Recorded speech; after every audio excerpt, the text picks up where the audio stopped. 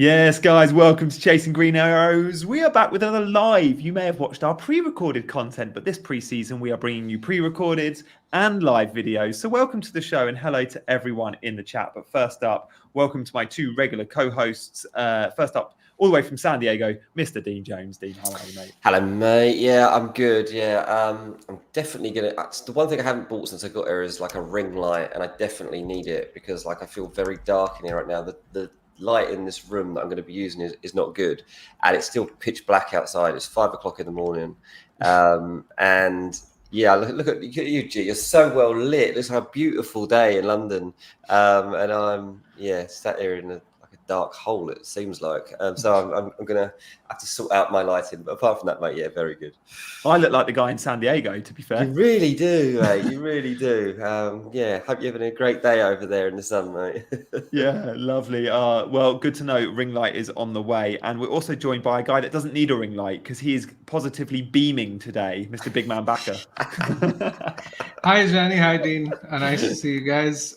Yeah, I mean, I'm looking forward to discussing this this on the stream because we're going to be discussing the midfielders, and I think actually when you look at the various drafts on Twitter or social media, it is the midfielders that are actually the main bone of contention. You know, they're so hard to pick that, you know, whatever draft you pick, someone will say, "Oh, I don't like this midfielder. Oh, I don't like this midfielder." Right? This is the one bone of contention that you will see, which is common in all the drafts. So yeah, I'm looking forward to this discussion. It should make for an engaging one, and I hope I can come up with with your ideas as well, and hopefully come up with some rationale behind my selections. Yeah, do you know what, Gene? Right now, I'm so self-conscious, mate. I'm just tweeting about the show, like trying to get people in, let people know we're live. I'm logging into YouTube on my phone. And at the back of my mind, I've got this guy who's been digging me out every video on YouTube. Who's like, Dean just sits there texting his mates. Dean's not well enough involved in the show. Like, how am I going to do? I'm like, oh no, he's going to start watching this show and be like, there he goes again. Look, he's just texting his mates. He's not even listening to what Big Man's saying. You crack on, mate. Get that head down. I'm going to do this tweet and then I'm going to be fully engaged. And I promise I'm still going to carry on answering everybody's questions in the comments like I usually do. But yeah, I'm very self-conscious today. Lovely to see. Gary says Dean's in his bunker. Heather says don't mind that, Dean. And yeah, good to see so many in the chat. Guys, if you are new to the chat today, do subscribe to the channel, but also hit the like button. We're not going to show you the 8 players yet, but Big Man has said like we're going to be looking at midfielders, and we have 8 of the game's best midfielders to discuss. Now, how many of those midfielders can we get in our teams? Probably 3-4 of them because they're the best midfielders. So, of course, we need some balance. So we're going to tell you which ones we think we're going to go with, and we're going to rank them 1 to 8. We want you guys to take part at home, whether you're watching on catch-up or pre-record. You'll also be able to rank them, and I think it's pivotal to building your FPL squad. Backer, when you build your squad, do you build it from position, i.e. midfield, defense, attack? Do you put the premiums in first? Do you put some of the value picks in first? Because for me, the big decision comes down to, is it a Haaland team? Is it a Salah team? Is it a Palmer team? Is it 2 of the 3? And then you kind of go from there. But a lot of those players that you kind of want to put in first or lock in are the likes of a Palmer, a Foden, a Saka, even a Gordon. They're the really popular picks, right? Mate, I'm not sure I'm the best person to ask because I'm literally changing my mind on Haaland versus Salah every morning. So, you know, my essential picks keep changing every other day. But I mean, jokes apart, honestly, it's not. There are a few players in my team which really haven't left my draft. For example, there's Eze, there's Trent. I know I will be picking, some of these players irrespective of whether I pick Salah or Haaland. And these are the players that will stay in my draft. Once I decide on my premium, I will then just build around it. I doubt I will pick both Haaland and Salah. I mean, it's possible, but I doubt it because then I'll probably have to get rid of Trent as well. So once I pick the premium, I'll just build around it. The best way of sort of going about it is there's so many moving parts right now. For example, lots can change. We still don't know whether or not Foden or even Saka will play in game week 1. We still don't have any clarity on Trippier, for example, if he leaves. Livermento is going to be in everyone's team at 4.5. It's going to be one of the best budget enablers. These kind of things will make a lot of difference before the game week 1 deadline. So what I'll do is, and I sort of mentioned this in the previous show as well, I will make a Haaland team, I will make a Salah team, I will make a Haaland plus Salah team, compare the 3 drafts a day before the deadline, and then decide which way I'm going to go. So a Haaland team, a Salah team, and a team with both. 3. Yeah. What about a team without both?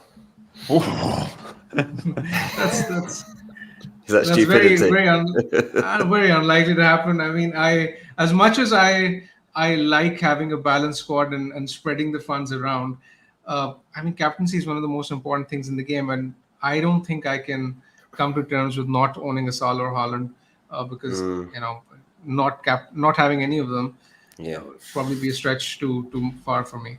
Yeah, look, when I made my first draft, I had both.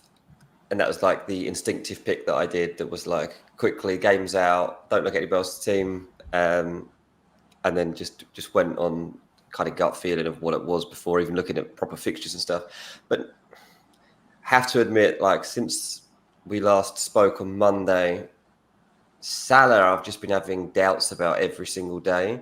Like, do I really want to spend that much on Salah? Do I trust my output of Salah? What am I getting from Salah? I don't have any idea exactly how he's functioning in this team.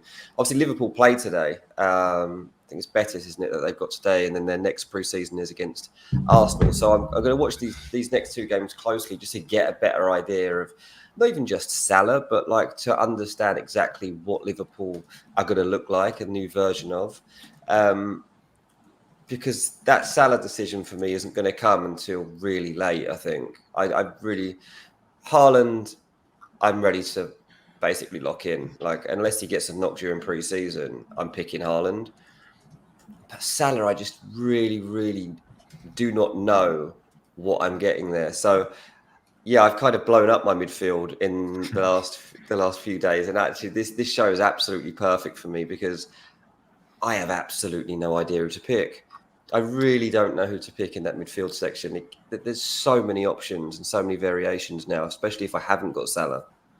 I've got a couple and of you've been on Haaland since day 1, right? Yeah. Yeah, you've been high on Haaland. I mean, I didn't have Haaland in my first draft, neither did Gianni. Gianni's been very, very sort of vocal about going without Haaland. I'm still in 2 minds. I'm not sure. I might switch to the other side. I still haven't made up my mind, but it seems like the 2 of you are very, very clear in the paths that you want to choose. Maybe I am. Johnny, one thing I think I'm leaving the door open. One thing I think I'm ruling out is Haaland and Salah in the same team, because I have tried it. Like, everyone should look at if you've gone without Haaland, make a non-Haaland, have your team, and then drop Haaland in it and see where the compromises are. And for me, Haaland and Salah in the same team just leads to too much compromise. It means no Isak. It means no Arsenal attacker. It means no Foden. It means whatever. No Trent. The balance is just so bad for me, for the players I want, because I know in my team, I want double Newcastle attack. I know in my team, I want Trent.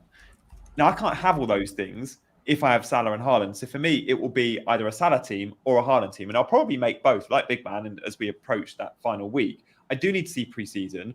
And the big question for me isn't necessarily how does Salah play and how does Haaland play. I know what I'm getting from them when game week 1 starts. And I know Haaland's going to bag loads of goals. That doesn't mean he has to be in my team. And with Salah, it's, can I cover some of Salah's points? Because is there an outstanding other Liverpool candidate? So I feel like I can go with Foden and cover some of Haaland's points. 5.5 million difference between the two. If Jota is a 7.5 midfielder and we think he's going to be first choice number 9, for example, I might go without Salah and chuck Jota in and save 5 million. But the questions over that Liverpool attack are still there. And I don't know if pre-season will even tell us, because pre-season minutes, Dean, you monitor this a lot. It's hard to really get a gauge because everyone gets game time. Yeah, it's true. Do you know, I used to before we were exposed to every in and out of pre-season, I used to quite like it as a journalist going along when I've been playing, say 10 years ago, and I'd go to pre-season games. I'd go and watch, I don't know, I'd be sent to like a Watford pre-season game and like Troy Deeney's playing, right? And you'd get this like glimpse of Troy Deeney in real life that you knew that everybody else wasn't getting, right? And I remember one time in particular, coming away from a pre-season, I think it was actually Troy Deeney, that's why I said it, and being like, he's like banging him. He's like so in form right now. Like he hadn't even scored in this game. He played so well in this pre-season game. And I came away from it being like, that guy is 100% in my team. No one is going to be picking him. And I remember it working out really well, but that was like just pure eye test, instinct, in-person stuff, and Twitter not being what it is now, especially for FPL, right?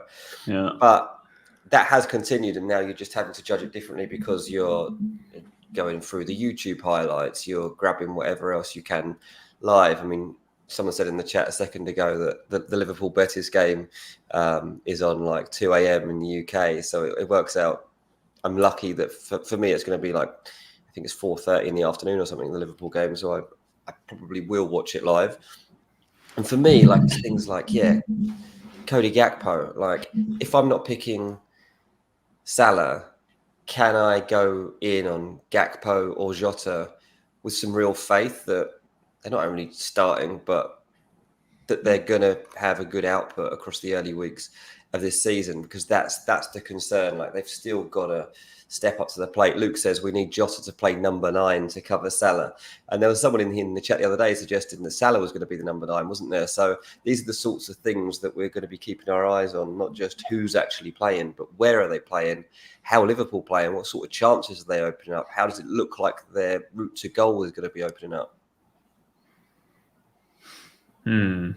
Thanks for all your input in the chat, and we would love that, as Luke says, the Jota number 9. Mark says a good point from Mark, says with my team, he clearly see my team with Haaland and Salah, it's because I've also got Trent in, and that you don't have to go Trent, and maybe I can still have good balance. But this is about, Mark, the non-negotiables in your team, and everyone's got a different opinion, and that's completely fine. We should have. This is a game full of subjective calls.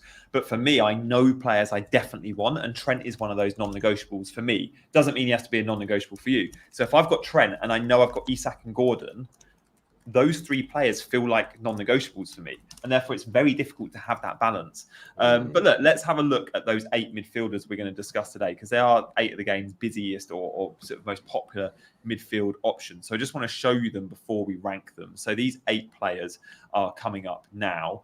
I've gone for those with a big price tag. De Bruyne hasn't been popular. Bruno and Odegaard aren't especially popular. Son is also around 10%.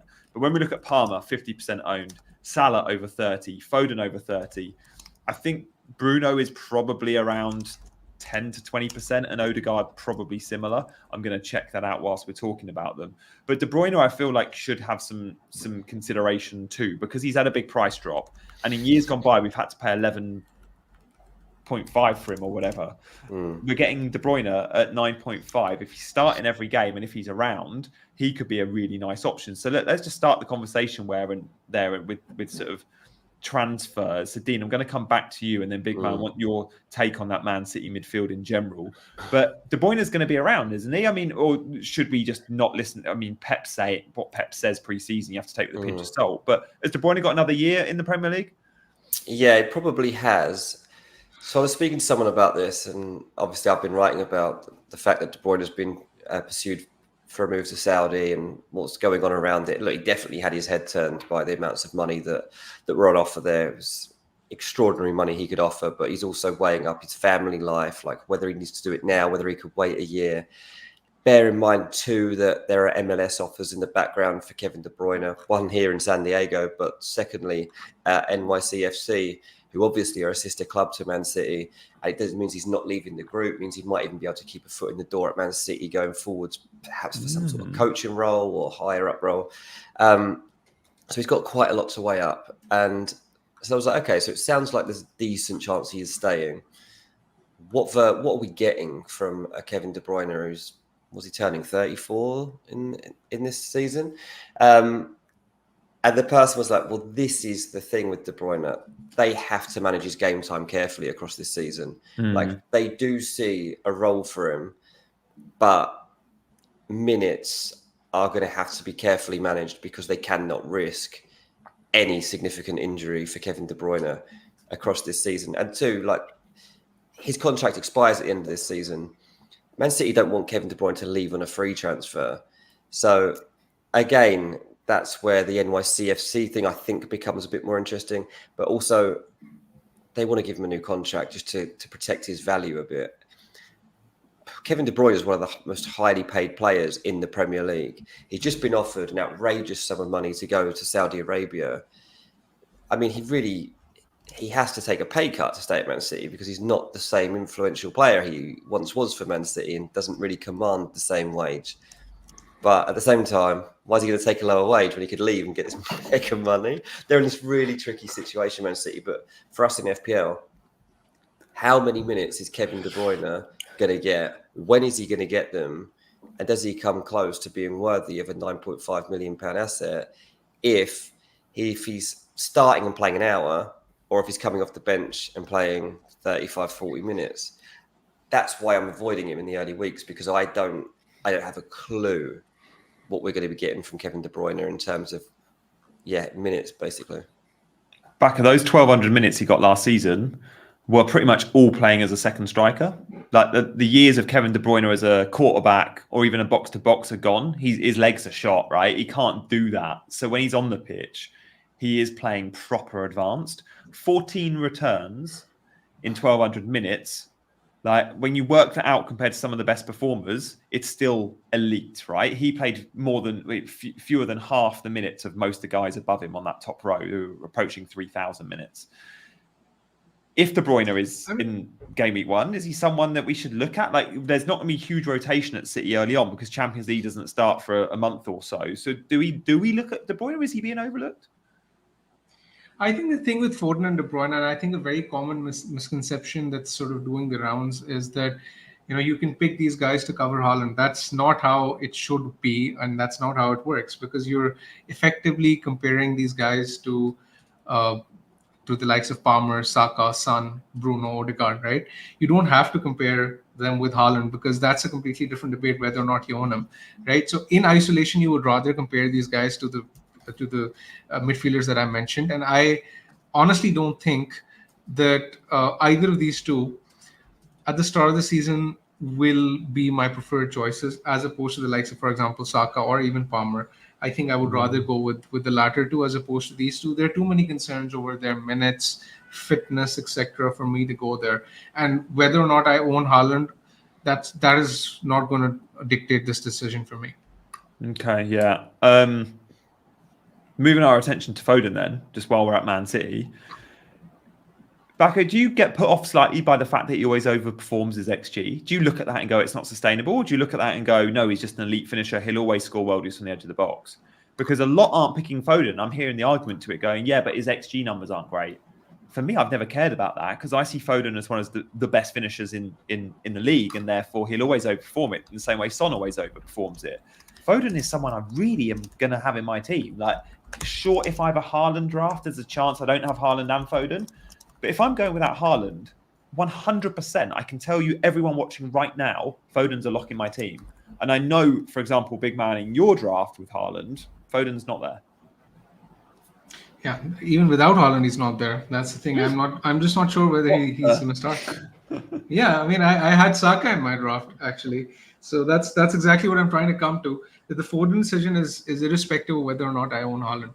I mean, Foden could do well, but for me, I like penalty takers. I like players who are guaranteed for minutes, and that's why I think Saka, Palmer, Bruno even are going to be my preferred choice at the beginning of the season. Yeah, Dean, what's your take there with Foden? Because I'm the biggest fan with FPL, but I know you're also pretty supportive of a 9.5 Foden. I am, and I do think he'll be a good pick across this season. I kind of want to study, like, once Foden's back into pre-season, like what's Pep saying about him? What exactly has he got in mind from him stylistically in this team? And what are we going to get from Foden in the early weeks? Like, he went to the Euros, his output was nothing, right? We got nothing. And I know that that's a different management, a different system. It's nothing like playing for Man City, but it still wasn't there. And I think for a lot of people coming off the back of the summer, that will be more fresh in the mind than the end of last season when you rightly had him in your team. You stuck with Foden through some moments last season, but right there when it mattered, Foden turned up. For some reason, I just don't find Foden that sexy and appealing in FPL at the moment. Like, I don't know why, because it's not a dating website, mate. It kind of is, mate. We're more attached to this than we are our partners. So, is it because of what you've seen in the Euros? I think it is. I honestly think. Yeah, you've been burned as an England fan. I think it might cloud England fans, and as a neutral, maybe not, because you watched 7 games with no goals, no assists. That's what I mean, and I think that is, it's certainly affected how I've looked at it.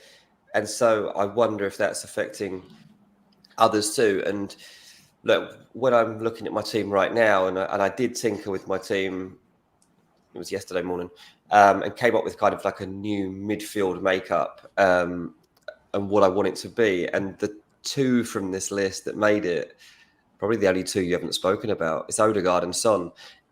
And the reason for it was kind of fixtures plus minutes, plus just relying on them. Like, these 2 guys are so reliable in terms of like being out there, turning up, and just looking at, well, Son's fixtures too, I think, are actually more appealing than people are talking about. I think to start a season with Leicester, Everton, and Newcastle, I think that's really good for Son. And I'm hoping that he's not overly owned, because I'm hoping that when people are looking at the likes of Palmer and Saka, they're overlooking that Son's actually back to being a good asset in this game. Obviously, last season there was a large spell where he played with injury and stuff like that. Don't think that we're going to see that this season. Again, obviously, we've got to study the form a little bit in pre-season and make sure that Sonny's looking up to it. And then Odegaard, he's just there at all times. Odegaard is there. And I was kicking myself at stages last season for not going for Odegaard, for bouncing around Arsenal assets. And I'm like, do you know what? To start off the season with Odegaard and just knowing you've got a trustworthy figure that's going to be out there, first 3 weeks, Wolves, Aston Villa, Brighton, it's a decent start for Arsenal. Odegaard should be among the points in that time. And it can then open up some other positions that you can look at, kind of those 6.5 brackets. And there are quite a few good assets that we're not really going to go into detail on today, but your Nkunku's, Doku's, players like that, that opens the gate for me to get probably 3 6.5 players into my midfield, Kudus, as well as Odegaard. Leon Bailey. These sorts of players. And I'll just judge it in that week leading up to the thing as to who the best ones are of that, and kind of hope that I can pad my squad out that way. Yeah, British 87's gone Brennan Johnson, another 6.5 example. There is loads. Yeah, I'm a bit scared of Brennan Johnson. I don't trust him enough. I don't trust those mins. Odegaard's an interesting one. Backer, Arsenal midfield in general is like, you had Saka in your first team. Dean's got Odegaard. Let's just quickly flash up the fixtures. The reason I don't have an Arsenal midfielder, I guess, is partly the price. It's definitely the price, but also the fixtures plays part of my thinking. However, I do have Havertz in my team at the moment. I've gone Havertz because I look at the first 3 games and go, oh, there's 2 good home games in there for Arsenal. We can see Arsenal on the right-hand side there towards the bottom. They do play Wolves and Brighton at home, but then they do have trips to Villa, Spurs and City, 3 of the hardest away games in the league. Is that a concern, Backer, when you're spending 10 million or 8.5 million on a precious midfield slot, that you've got 3 games there, Villa Park, the Spurs Stadium and the Etihad, 3 really tough places to go, but you do not expect Arsenal to be scoring many at all in those 3 games? Yeah, Johnny, before we touch on the Arsenal mids, I'd actually like to discuss Son. I mean, Son is a name which we haven't really discussed in our previous streams, and I think that now that Dean has brought him up, I think we should be discussing him. While Dean was speaking, I was just having a look at his ownership, and his ownership is actually just 9%. It's crazy. In fact, I have barely seen him in any teams that I see on social media. He's barely anywhere. and he's a dependable player. He's a good player. I mean, we've seen him being an elite FPL asset in the past. It's just that he's a bit streaky, and we just have to sort of pick him at the right time. That's the thing with Spurs that sort of puts me off, because Spurs are the kind of team which do sort of blow hot and cold. But having said that, I still expect Son to be consistent. So, I mean, even at 10 million, I can't really fault Son. I think he's all right.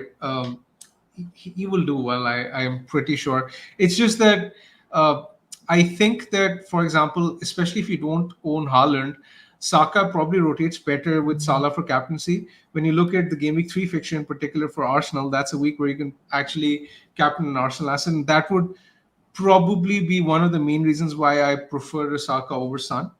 But apart from that, there's not much to split them. And you're right, Ajani, in those away fixtures, I don't expect Arsenal to be free scoring, especially not against Villa and Man City. I expect them to beat Spurs, because Spurs have a leaky defense, so they can score 2 or 3. Yeah.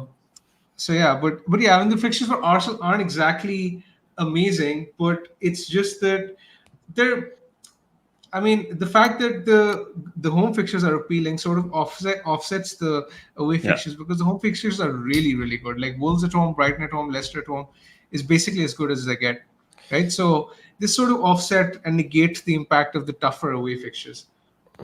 Yeah, it's a tough one, because you're right, obviously, to question those away fixtures for Arsenal, but I've just got to give Arsenal respect this season, certainly as we begin the campaign, like what they went through last term in terms of the consistency. They kept plugging away.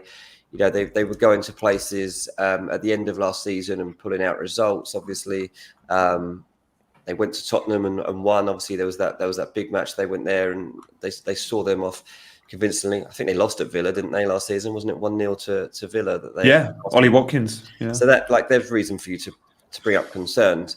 And obviously there was the famous the 0-0 at Man City, which on one hand seemed like it could be a good result, and on one hand you were like, why didn't you go for it? You could have won the league. But obviously these fixtures coming at the start of the season,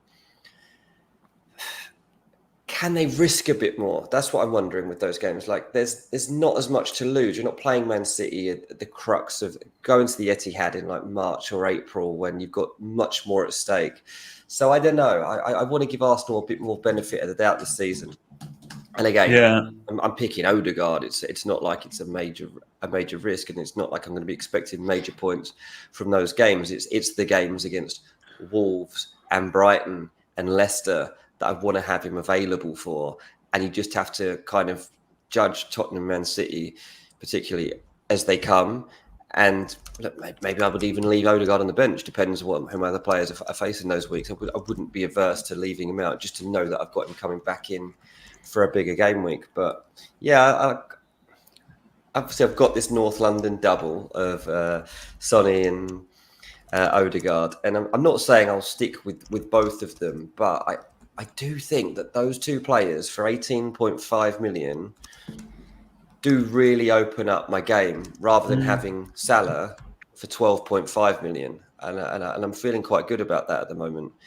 Now, if Salah goes and bangs in loads of goals between this game and then his next game on Wednesday, then maybe I'll be having a rethink. But as it stands, I really like the idea of not going with Salah and splitting time between these two.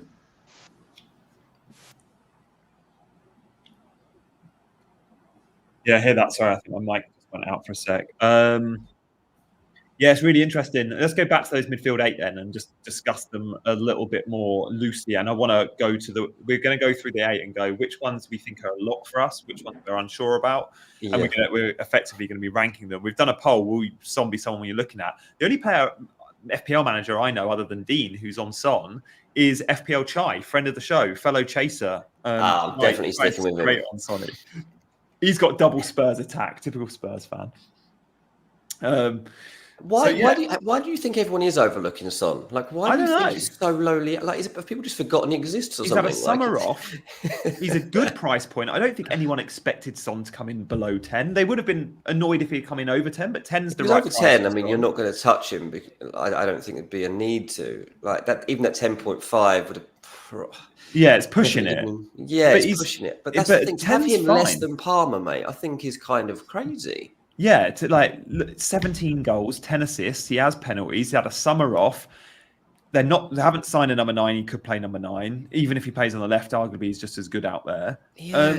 I think maybe the fixtures, we just saw them. They're not brilliant. And we are driven by fixtures over form at the moment. Back, what's your take on Son and why he's only, 9% owned? Because from this entire list, only De Bruyne's got fewer owners than Son. And that's close. That's 7% to 9%, Yeah, and it's a strange one because Son was, he was template for large parts of last season. Like he was very, very highly owned. And I remember, in fact, almost everyone had him in their teams at the end of the season as well. So it's just very strange to see him not being owned. The only reason that I can mainly see is that people would rather want to jump on, let's say, Saka or Palmer because they had higher points per game than Son last season, and they basically wanted to buy the players who scored the highest number of points last season because Son didn't exactly have the best events to last season. Palmer and Saka were really, really consistent. So that's the only reason I can think of. And their fixtures are they're arguably slightly better as well, especially for Palmer. Yeah, no, fair point. Okay, let's just, I guess it's going to take us a while to rank. So let's do some rankings, then we can always talk about specifics. We haven't spoken about Bruno, so let me just give 30 seconds on Bruno. Like, I was surprised he came in. I think no one would have had a problem if he was 9. 8.5 is a good price point. The problem with Bruno is just what Man United do we get? But his attacking numbers since he's been in a United shirt, we are guaranteed goals, assists. When he plays for Portugal, it's the same. He could be a really good value. Dean, you got any thoughts there? Yeah, so Man United are playing a couple of games out here in the next week. So they're playing Arsenal in LA on Saturday, and then they're playing 10 minutes from where I live. They're playing against Real Betis at the Snapdragon Stadium. And honestly, like, the main reason I'm thinking of going to the game is for FPL reasons. Mate, the tickets are ridiculous out here for the pre-season games. I don't know if you watched a couple of the games. I don't know if you saw even Chelsea's game the other day and how empty the stadium. It was, mate, top tier was pretty much shut off. Like, it was shut off. Empty.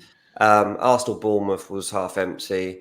At the moment, Arsenal v Man United on Saturday, half the stadium's unsold. It's at SoFi Stadium, amazing stadium. Could be great, but it's half unsold. Man United Betis, at least half unsold. The ticket prices have just been way too high.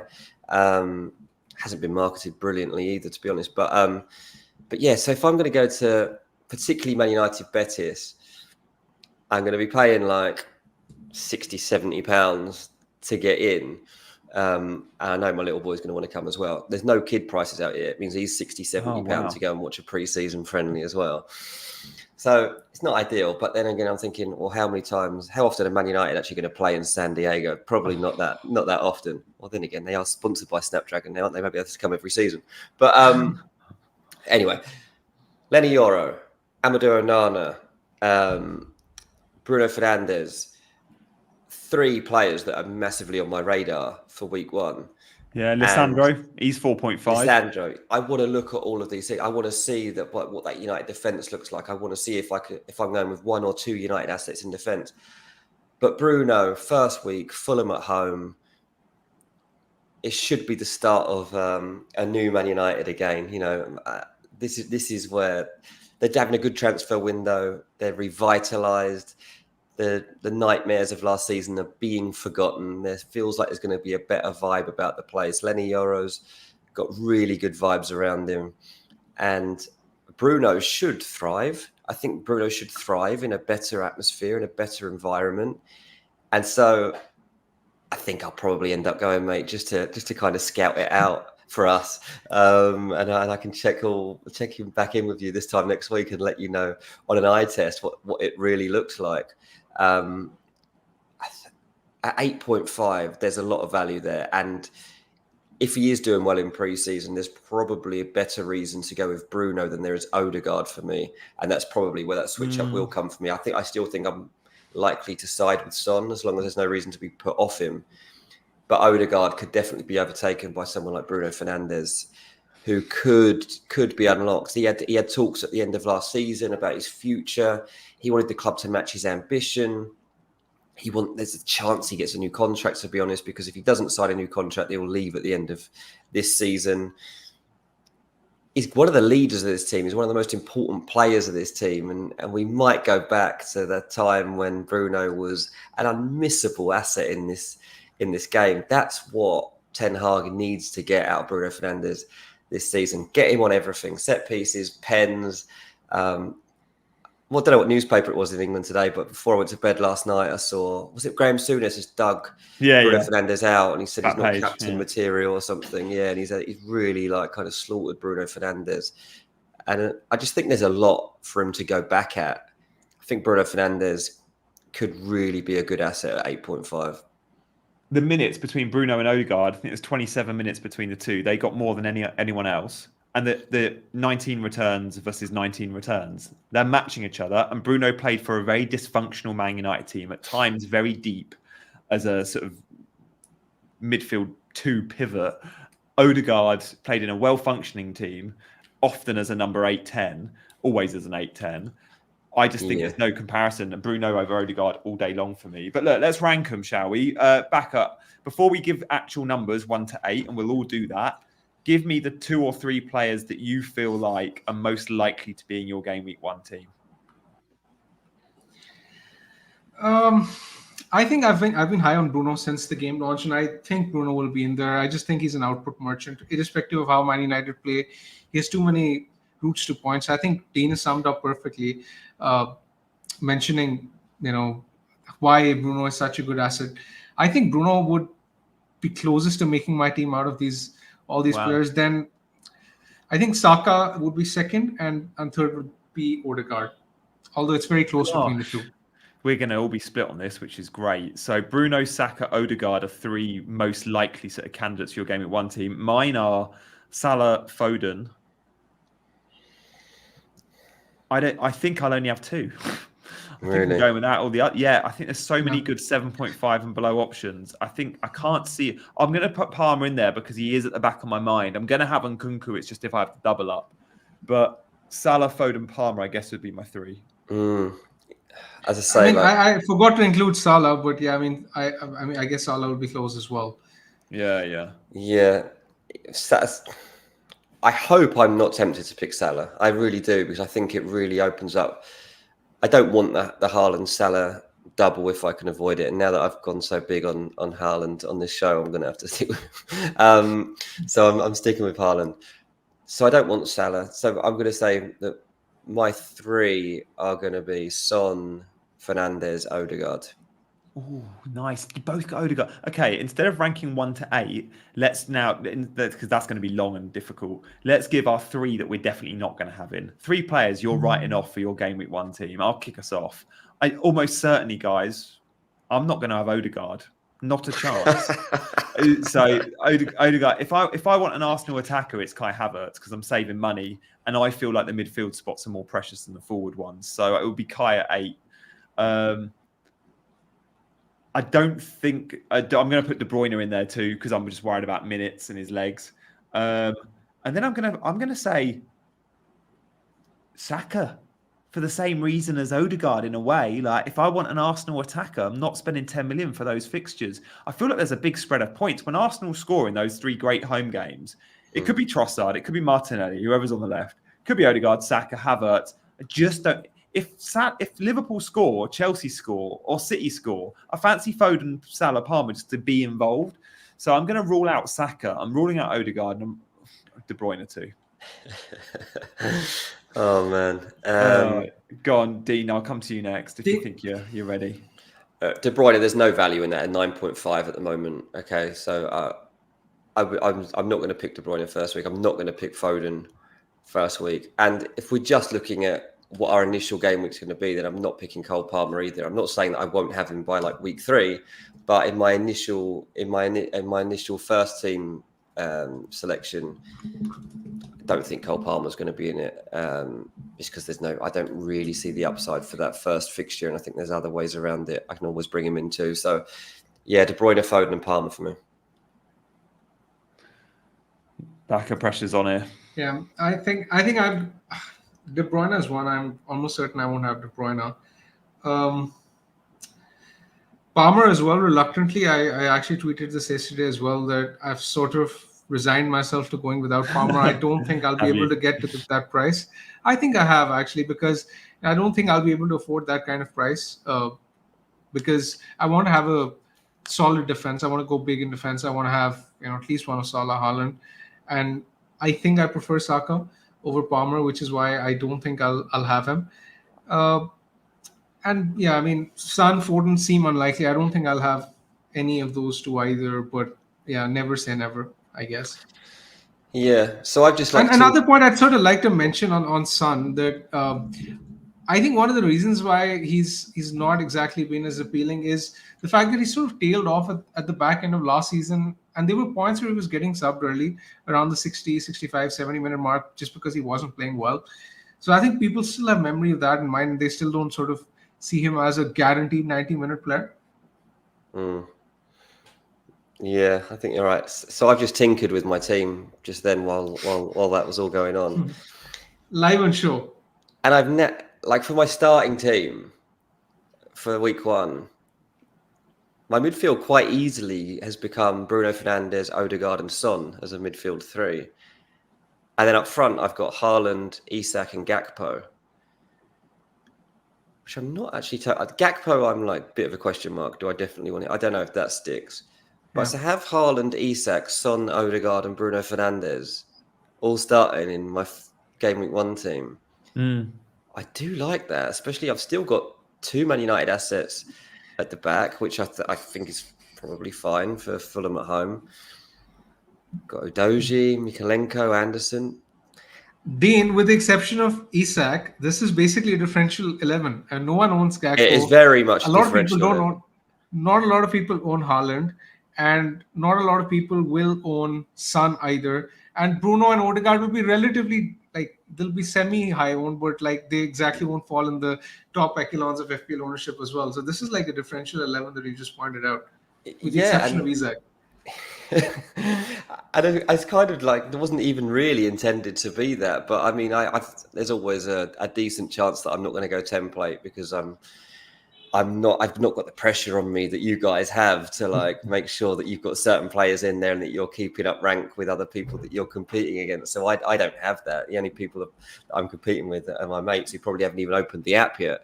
So I haven't got that to worry about. I think that's quite a fun team for game week 1 to go in there with, and it also will give us a lot more to talk about if I manage to stick it out with a team like that. Someone said the only thing I'm missing, Ice G, Dean only missing Chelsea, and I feel like that's okay. I'm not too worried. I mean, I would like Nkunku, and I have had to sacrifice him from that midfield selection. But even on my bench, I'd have somebody like, say, Souček at 5 million, and again, Souček is one of those players that potentially gets completely overlooked again. And you think how influential he's been at times for West Ham. I don't know if that's still going to be the same under Lopetegui. I'll have to keep an eye on it. But there are still players in there that you could have to pad out your squad that are fine. Yeah, there's 5.5 Callum Hudson-Odoi as well. I like the look of. There's good cheap options this year. They're always. Yeah. Now that we're discussing this, let's actually jump on the midfielders below the 8.5 million. Let's come off this graphic and go full screen on some of the cheapos.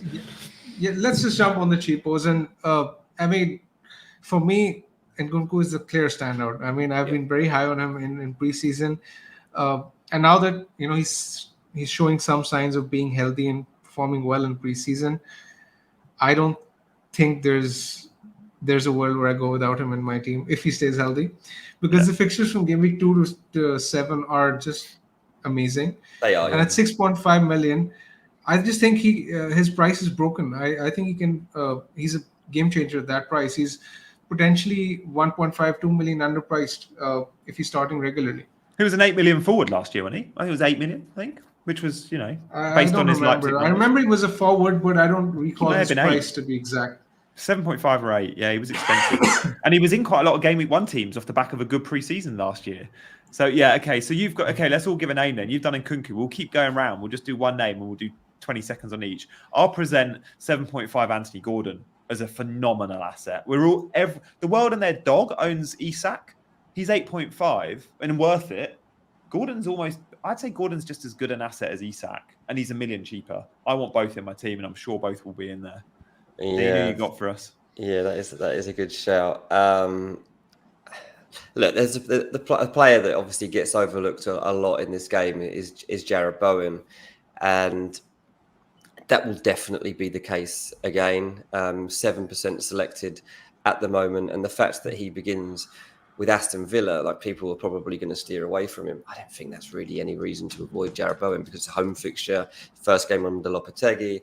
I think that Jarrod Bowen going into the season with playing Aston Villa and Crystal Palace, and then even against Man City at home, I don't mind that even for Jarrod Bowen. It's 7.5, so that's the biggest problem because I don't think that's exceptional value. I think it's probably 0.5 away from being like a really strong pick. So then I would drop down a bit further as if I want like good value. And I have to say that Doku or Grealish still, for me, sits at the back of my mind as like, why are you overlooking these guys? I mean, I'd probably side with Doku over Grealish, but we'll have to see exactly what Pep starts lining up at. But beyond that first game at Chelsea, which isn't even that bad, that Ipswich, West Ham, Brentford period of fixtures, you know, if you've got Doku unlocking that back line like he did at times at the end of last season, 6.5, you're getting good returns. Big man, back round to you. I wanted to touch a bit on Bowen as well. Like Bowen's been fine last season, but I think the reservations regarding him this season are more to do with Lopetegui as well, because he's more or less seen as a defensive manager. He was at Wolves, and they didn't exactly scream attacking, entertaining football to me. So I think that's one of the main reasons, because he's seen as a defensive manager, and the fixtures, again, like Dean pointed out, aren't exactly amazing. They're all right, but like they're not exactly the best. So I think Bowen is a classic case of wait and see for me. Same with David Moyes, though, defensive manager, but still got goals, didn't he? Like he did, but in the good fixtures, right? Kudus is 6.5. Kudus is 6.5. It could be another one at West Ham. Like, I mean, these are the kind of players who I think will blow hot and cold. I would rather wait and see. There was a spell, I think 3 to 4 games where Kudus did really well, but then he completely fell off. He basically did nothing in the second half of the season. Same with Bowen, actually. In the second half, he was very, very quiet. So it's sort of difficult to predict West Ham. I actually want to touch upon Andres Pereira. Actually, I mentioned him the other day as well on the pod, and I think at 5.5, he could be excellent value, especially if he is on penalties, which we think he will be on most set pieces. The only thing that sort of throwing a spanner is the arrival of potentially Emil Smith-Rowe, which Dean will touch upon whether or not that's happening, and how you think that will affect the dynamic of Fulham's attack and Pereira in particular. Yeah, I mean, I do think that is pretty significant in terms of Smith-Rowe coming in. It raises new questions around Pereira's influence, and is it going to be as big because Smith-Rowe is going to come into that team? Hopefully, we can get it over the line. Do you think it will happen, Dean? Because it'll be a 5.5 million lock for many FPL managers. That's the thing, isn't it? I mean, Fulham are agreeing now to the £35 million valuation, which they weren't before. Like, Fulham initially came to the market thinking they would get Smith-Rowe somewhere between 25 to 30. Arsenal set out into the market thinking for Smith-Rowe they get 35 to 40. So they're trying to find some middle ground on it, and they're getting pretty close to doing so now. Nice. Fulham really needs some new life in the attack. Willian, very likely not to be there. Bobby Reed's gone. Harry Wilson, who I was really quite harsh on last week, actually had a really good pre-season game the other day. He scored a couple of goals, so he's still knocking about. But Pereira's nailed on for a place in that team every single week, but so will Smith-Rowe be if he signs. And I don't know whether he'll be on set pieces and stuff. I don't know what kind of control he would have over that and what his influence would be. But at 5.5 million, like, this is a player that Arsenal aren't even convinced that they actually want to sell. That's what I find so interesting. Like Arteta really likes Smith Rowe, but he's just moving on to like the very top level of elite competition right now. Arsenal have to try with the league. They have to try to get to the even further in the Champions League. And Smith Rowe just doesn't quite fit with that. So he's kind of like a victim of the circumstances there. To go into Fulham as like the best player there, pretty much, is going to be. It's going to be pretty big. I think at 5.5. There's only 2 Fulham players I'd really consider at the moment, and that's Anthony Robinson and Emile Smith-Rowe. I don't think Muniz is terrible value at 6, but I also don't think that's great value. I think at 5.5, Muniz would have been very worthy. Yeah. He has now got the number 9 shirt, which worries me a little bit. Yeah, it worries me a little bit, because does that mean Fulham aren't signing another forward? We definitely need one. But yeah, I think you're right to have Pereira on your radar as well, because Andreas is such a consistent performer. He's always just off the striker. He goes beyond the striker. As you say, he might be on pens, and he'll certainly be on free kicks just outside the box. 6.5 million gets you Leon Bailey, guys. He has entered my team. The draft I showed you on this channel that we rated on Monday, 2 big changes, actually, Backer, you will be interested to know, are Watkins out for Havertz, and then like fodder up to Leon Bailey, and even less money in my defence. So Leon Bailey, 6.5. Backer, what's your take there? Because Diaby's off, gone. Yeah. Everyone's going crazy for 5 million Rodgers. Personally, I don't see him as a starter come game week 1. I think it's pre-season hype with Rodgers. Leon Bailey, game week 1 will be in the 11, and he produces good numbers. The main thing for me is the no Europe till game week 4 as well. So for the first 3 or 4 weeks, you should be good. And then if he's like not exactly getting regular minutes, you can then just sell him, which is fine. Yeah, I mean, I'm not against the pick. I see a certain degree of upside. It's just whether Aston Villa sign a replacement that would potentially put me off the sign a replacement for Diaby, which I would suggest is likely to happen. That's what I would think. Just one last point on the Andreas and Smith Rowe discussion as well. I think the worst possible outcome for FPL managers would be if this sort of continues lingering on and we have no clarity before the deadline. Because one way or the other, if it goes through, then Smith Rowe becomes a really good pick. If it doesn't go through, then Pereira remains to be a very good pick, right? The worst scenario for us is if we don't have any concrete info before the deadline, because that would mean we won't be in a position to select either.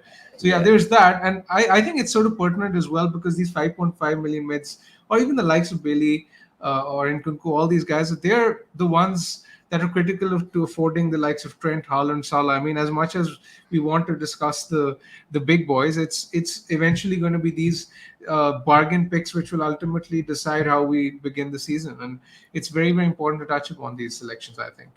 Yeah, definitely. Smith Rowe should be sorted out next week, by the way. So I think we'll have a clear indication. I mean, if it hasn't happened by next week, then I think something's gone wrong. So that would be my reading of it. Smith Rowe comes in, it definitely changes my midfield. He'll be a lock in my team. With Fulham's fixtures, the big fish, small pond thing, I think Smith Rowe is going to thrive. He scored for Arsenal in pre-season friendly the other day, by the way. Guys, there are so many new faces in the chat. Welcome to the channel. If you're new around here, you're all liking, which is lovely to see. But really, really important, please subscribe to the channel if you're new around here. And even if you are subscribed, hit that notification bell. I think there might have been a problem on Twitter at the start of the show because not many people got the alert that we were live. I see CH and Bill have mentioned it in the chat that they weren't alerted.